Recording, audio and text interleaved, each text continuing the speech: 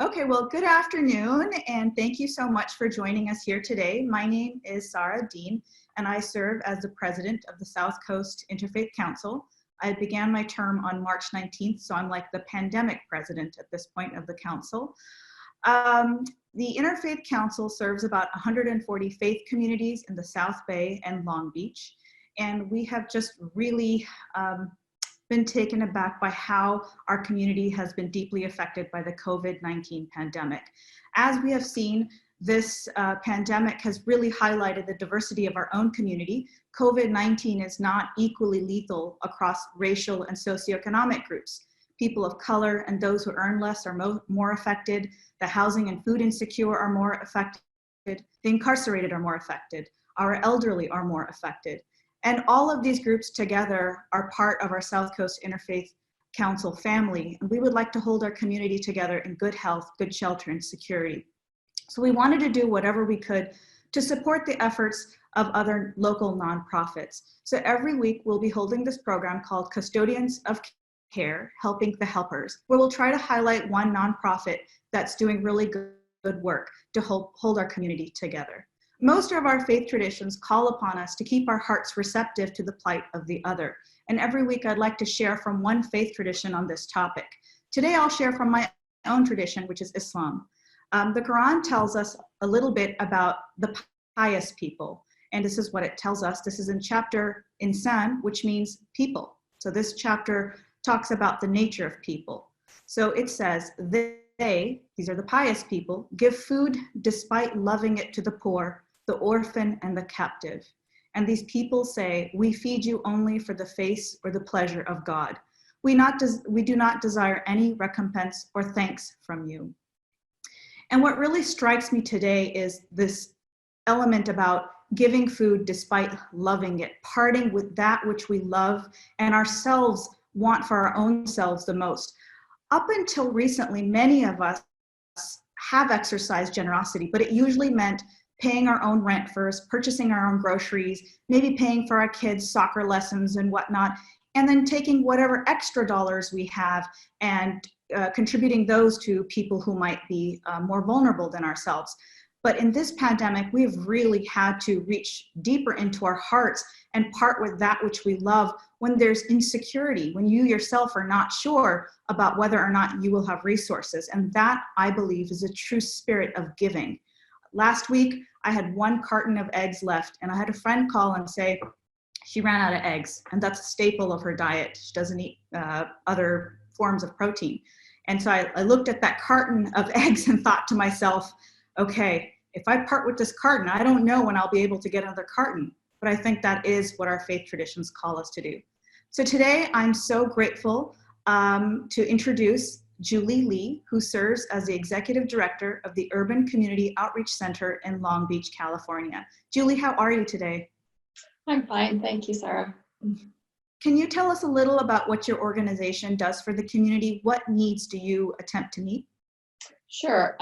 We were started at the First Congregational Church in 2006 to address an immediate need when the church members came out on Sunday afternoons. They noticed that there were a lot of homeless people wandering around near them because the libraries are all closed on Sundays and all of the governmental buildings are closed on Sundays. So the church members decided during holiday time, actually in 2006, that they would open up their campus to those who are homeless and allow them to use the restrooms or just sit in the dining room, have a snack maybe, and access computers there. And that's how our program started, is by the church opening up their doors. And then in 2008 is when we became an independent nonprofit, a 501c3. And from then on, we've continued our point of outreach on Sunday afternoons, just because no one else is still open on Sunday afternoon, unfortunately, for people who are homeless. And we've broadened the base of our services, and now we provide everything from volunteer medical services. We have a nursing team and a physician team who volunteer monthly to examine our clients and give them services. We have our computer lab, we have charging stations, and we last year, 2019, we served, I think, over 15,000 meals. Wow. During all those Sundays. And so, and then during our service time on Sundays is we also begin our intake process, and we talk to our clients about our case management process. And our goal for everyone who is ready and willing is permanent housing. So we do all we can to get people closer to becoming housed. And there's a lot of steps involved, and we find that every person is unique in how and why and when they became homeless. And so the road to permanent housing is unique for everybody. And we're fortunate to be small enough and flexible enough to accommodate people's needs and to help them that we feel is best in reaching their goals. So that's what we started out with meals. We still do our meals, but now we also do a broad base of client services. It sounds like your organization really seeks to honor the agency of each individual client that you serve, which is really beautiful. Yes. What I found really moving about your work, I've had the privilege of joining a couple of times at the UCO. You guys go further than a transactional exchanging of food or resources. You guys have really cultivated a community, and that is really enriching. And I know when I've participated with my children, I think that's a really good inculcation of the spirit of giving in our faith traditions. It's more than the transaction, but it's the relations. Right. So that's what we tell people is we operate a community center on Sunday afternoons, because the people who come to us, about 70%, a little over 70% are homeless, but they're all people just the same, and they all have the same needs as the rest of us, which is a sense of community. So if you come to our center, as you did, thank you very much, you will see that when we set up our dining room, that the same group of people sit at the same table. It's sort of like when we were all at school, right? And we went to lunch. We all had the same sort of informal seat assignments because we knew where our friends were. And it's the same thing for them. We've gotten so many comments over the years about how there are a lot of food banks, there's a lot of feeding programs in Long Beach, but we feel that ours is unique because we allow them to just sit. They don't even have to eat if they don't want to. If all they want to do is sit and rest, they can do that, and we don't rush them out.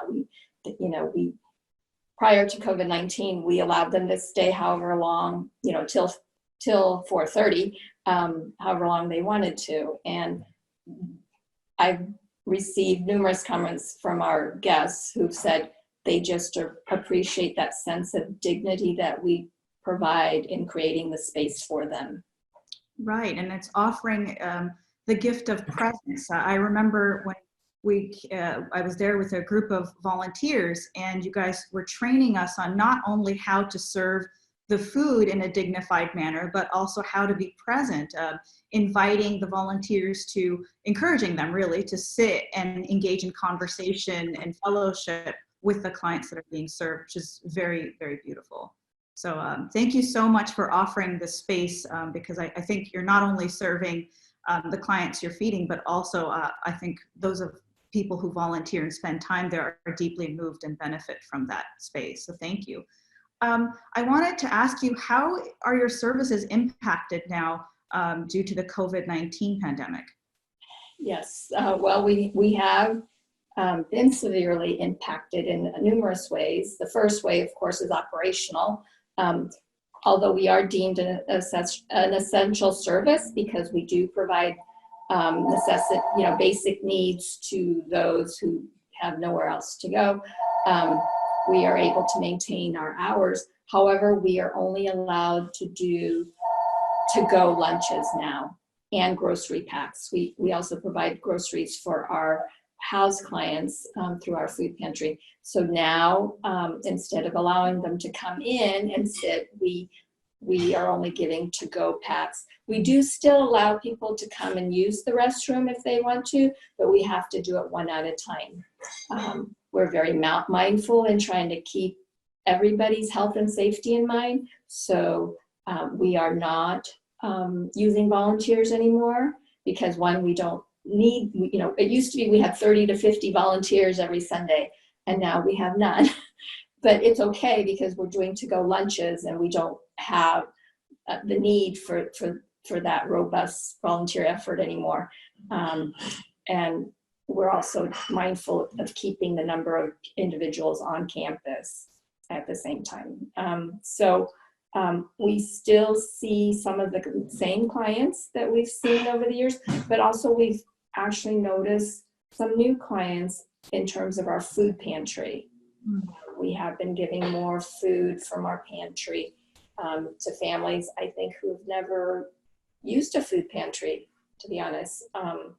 So that's our operational changes. And then from a client services changes, we're no longer meeting face-to-face with our clients. So my staff and I were on the phone all the time during the week trying to connect with them. Some of our clients are having a hard time keeping their phone charges because they don't have the library anymore to go to, or Starbucks, or wherever they were going.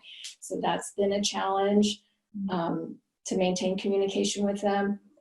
We are still doing home visits. When we house a family or individuals, we continue to check up on them and do home visits. So we're conducting home visits over the phone now, just to make sure that they're doing okay and not isolating too much.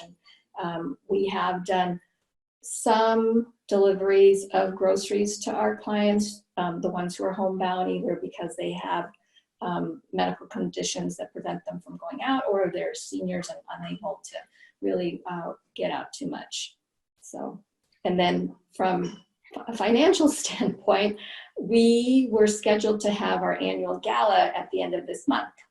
And we rely on our annual gala to give us a big boost financially, and we've had to postpone it indefinitely. So right when the shutdown occurred in the middle of March, we had just gotten maybe 5 or 6 RSVPs, and I had gotten maybe 1 or 2 sponsors, and it was just starting, and then it stopped because we had to postpone it. So we've had to pivot a bit on our finances. The good thing is we did we had a reserve that we operated from in the beginning of the crisis, and then we put out an appeal to our donor base, and we've gotten a pretty good response, and we've also appealed to some of our big foundation donors, and we're waiting for funding from them. So we're just adjusting. I mean, we're continuing to adjust every week, honestly. Yeah, I can relate to that. We were supposed to hold our annual assembly on March 19th. And exactly the same situation. We were counting on the funds that we usually raise to support us and meet our operating costs. So I can completely appreciate where you are right now. So usually you guys prepare really delicious hot food. So how are you preparing the food at this time, and where are you receiving the food items from, or what kinds of food items are you collecting and preparing? Yeah, that's a great question, because a lot of people don't even think about that, the details, right? We still receive deliveries of rescued food from food finders. Okay. They collect from local grocery stores. But unfortunately, during the first 2 or 3 weeks, they hardly had anything to deliver because people were raiding the grocery stores. And because we're doing to-go lunches, we wanted sliced bread and lunch meat and bananas and things like that we usually would get in large supplies. And during the first couple of weeks, we could not find any sliced bread. Our staff had to go to the restaurant depot and get hamburger buns to make sandwiches. And so, but since then, we've done food drives, and it's been great. The response from our community has been great, because I didn't want people to go out to the grocery store to buy stuff for us, but I just made this appeal. If you have extra fruit, or if you have a case of water, or if you have sliced bread, bring it over. So on Saturday mornings, we've been taking donations, and it was great because people would take a loaf of sliced bread from their freezer and drop it off, and it filled the gap that we had, and it's been great. So is that on Saturday mornings, community members can drive up and just drop yes. off whatever they have? Yes. So what we've done, because we're, like I said before, we're very mindful of everybody's safety. So luckily we have an alley that is next to a parking lot, a restaurant parking lot that's closed. So we have a door that's open at 10 o'clock on Saturday mornings, and people just have to drive up to the alley. And then there's a table there, and they can place their donation right on the table, and that's it. So it's worked out pretty well. Off of which street is the access to that alleyway? Oh, it's off of Cedar. So okay. We're at 241 Cedar, and so there's an alley between us and the Potholder Restaurant, and you go in on Cedar, and it's the second door of the church building, and you'll see it's open. It also has a doorbell, so that's where we get our food finders delivery. So when they come, they usually ring the doorbell because the door's not open. So what about hygiene needs? You mentioned that you're still allowing clients to come in and use the restrooms. Now, are they able to wash up a little, or what's the extent? What do your bathrooms look like? Okay. What's up? Our bathrooms are perfectly clean, and so they can come and use the bathroom, wash up. Certainly, what we've been doing before we distribute the lunches, we've been giving out sanitation wipes to every person, and having them clean their hands at least. And then if they want to use the restrooms, they can go use the restrooms. So that's what we've been doing. Now, in terms of communication, I hadn't even thought of that. If you don't, because I remember you guys offer access to computers, access to outlets for charging. So where are clients finding opportunities to charge, if any? Yeah, it's been very difficult for them. At St. Luke's, I think you're familiar with their program. Yes. On Saturdays, they still are open for their shower program. So some of our clients are shared clients, obviously. So I've been spending many Saturdays there of late, and so they still allow charging. So a lot of people are charging there. And then every now and then they tell me, I have not looked, but some businesses do have outlets outside. Mm-hmm. And so they've been doing that. It was hard with the rain. I think last week was especially difficult for our population because of the rain. But they, and then some people, they've just let their phones die. Honestly, they just haven't. It's not even on their list of things to do sometimes because it's just so difficult. Do you have a sense of how your community, the community that you serve, how they're emotionally and socially being impacted by the pandemic? Yes, I did. As a favor to United Way, because they're part of the Everyone In campaign, they wanted people to submit just little video clips of how they're operating. So I did that last Sunday, where I was asking people, so what's going on? And by and large, the message that was conveyed was, one, it's too quiet. There's no, when they're wandering around, there's no activity at all. It's just so, even when they're living under the 7th Street overpass, they said it's extremely quiet still. And then if they don't want to go to the west side to the multi-service center, they said there's just so few places open anymore for them to be. And so they sort of found themselves very isolated. So an amplified loneliness. Yes. And yeah, I don't know how long this is going to be. There's different programs brewing right now to try to help people come in from the elements. So we'll see if those programs impact the community in Long Beach. Do you know of any new shelter opportunities in Long Beach? Well, they're still operating the winter shelter, so those are still operating. But unfortunately, no matter what we think, the people who are homeless, they still have their sense of community. They talk to one another. They still try to keep up with current events. It's amazing. Some of them still have data on their phone so they can see the mayor's email. They can read, they tell me what the mayor's email says today. And so they understand this COVID-19 and what the health department recommends. And so they aren't so keen about going into a shelter with 60, 70 other people in a gym type area. So there has, the typical shelter environment isn't so appealing right now to them. So the county, I think, is working on using maybe local hotels, motels, or dormitories to isolate people and give them the spacing that they need.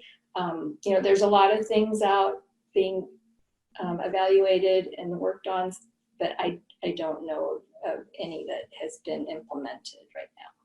So how can somebody who's listening or watching today, how can we better support your efforts? What can we do right now? Okay, well, there's a couple of things. This week we are doing a water bottle drive, or bottled water drive, because last week, unfortunately, we ran out of water bottles to give away, and we had to give people juice boxes. So if anybody wants to donate a case of bottled water, we'll be there 10 o'clock on Saturday morning. And we're also asking for face masks because we want to give everybody who comes on Sunday a face mask, because that was one of the requests they've been asking for the last 2 weeks, and I just have not had any.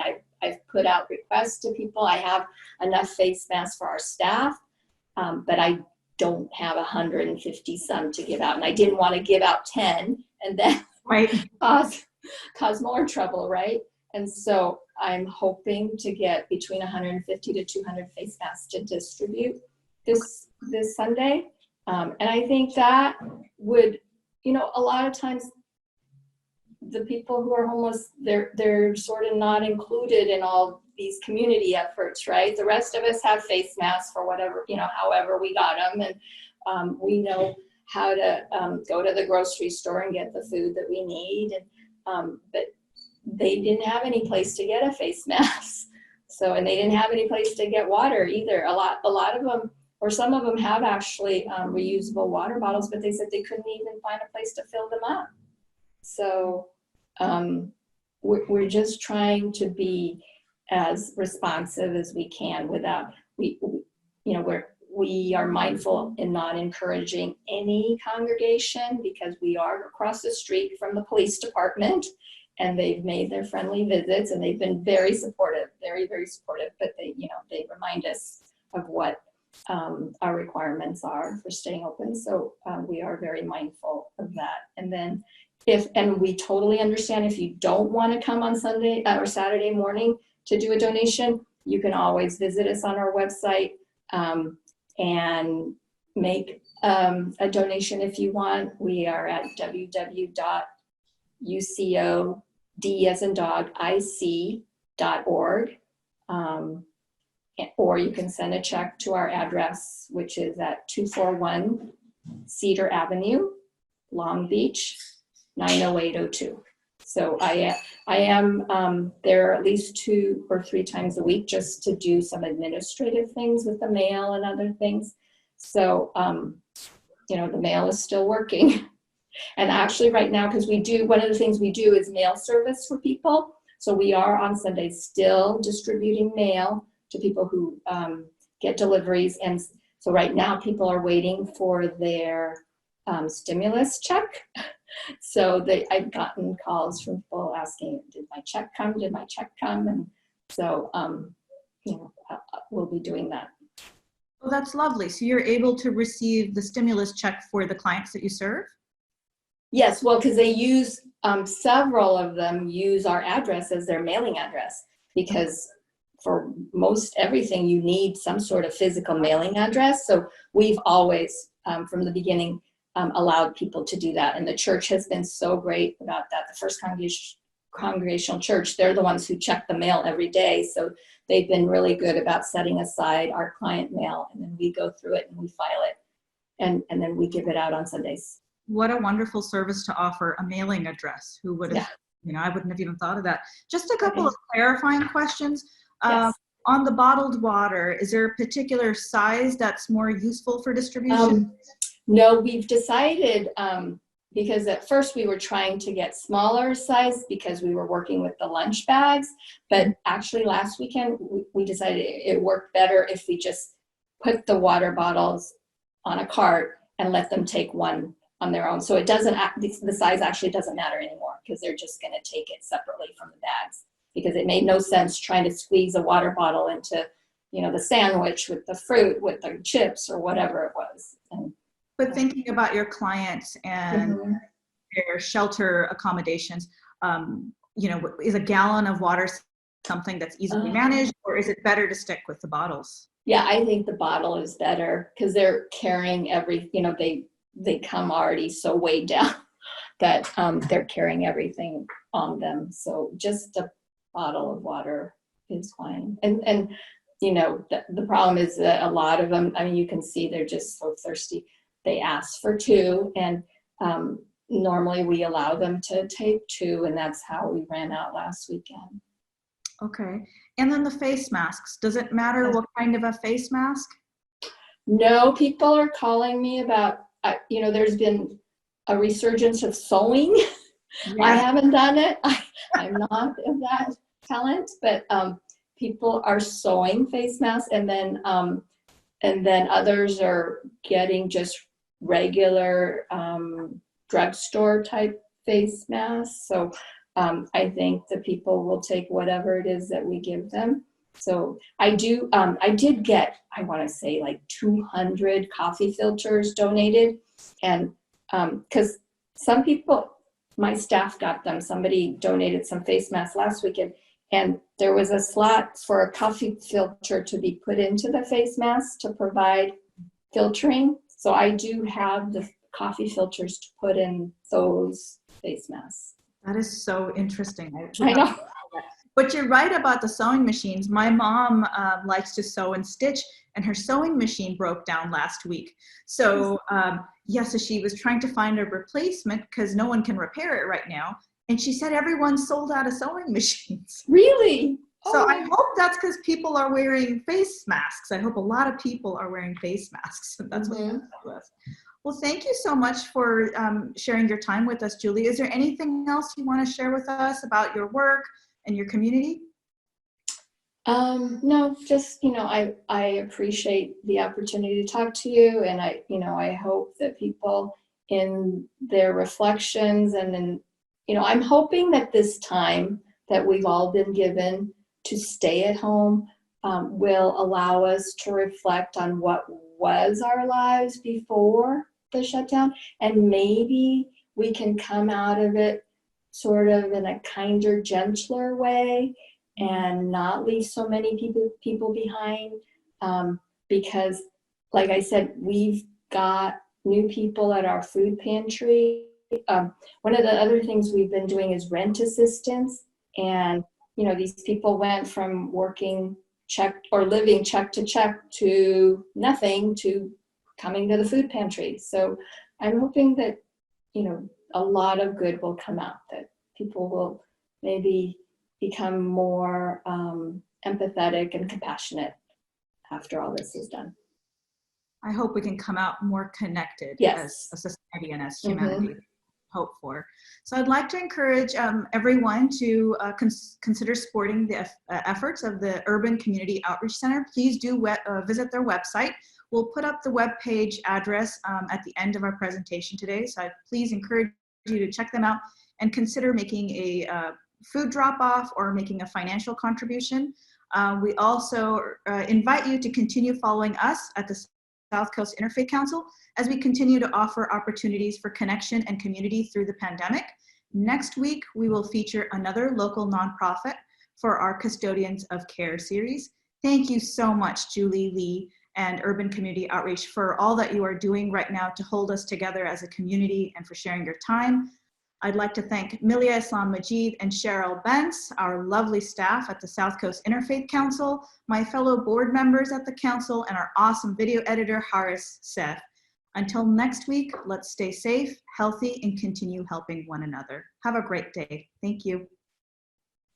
Thanks, Sarah. Appreciate it. Thank you.